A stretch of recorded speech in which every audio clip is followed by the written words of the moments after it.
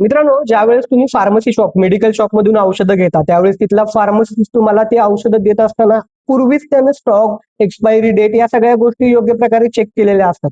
पण एक जागरूक रुग्ण, एक सतर्क रुग्ण म्हणून तुम्ही देखील ज्यावेळेस औषधं खरेदी करताय, त्यावेळेस त्यावरची एक्सपायरी डेट बघणं गरजेचं आहे. घरामध्ये आपण औषधं आणून ठेवतो आणि काही औषधं जसं की वेदनाशामक औषधं आहेत, बऱ्याच दिवसापासून किंवा प्रथमोपचार पेटीमध्ये, फर्स्ट एड बॉक्समध्ये किंवा घरातल्या औषधाच्या बॉक्समध्ये काही अशा औषधं शिल्लक असतात, की जे आपण बरेच दिवस ठेवलेली असतात. ती औषधं देखील वापरत असताना वापरण्याच्या पूर्वी एक्सपायरी डेट चेक करणं गरजेचं आहे. मुळात कधी-कधी अनावधानानं तुम्ही एक्सपायर झालेलं औषध खाल्लं, तर काय होतं? तर लक्षात ठेवा, एखादं औषध एक्सपायर होतं म्हणजे काय आहे? तर त्यामधली औषधाची तीव्रता, औषधाचं कॉन्सन्ट्रेशन कमी झालेलं असतं. त्यामुळे जितक्या परिणामकारकतेनं ते औषध काम करेल तेवढं करत नाही. पण काय आहे? परिणामकता, औषधाचं कॉन्सन्ट्रेशन जसं कमी होतंय, तसं कधी-कधी त्यामध्ये रिएक्शन होऊन काही असे घटक फॉर्म होऊ शकतात, की जे तुम्हाला उघड्या डोळ्यांनी दिसत नाही.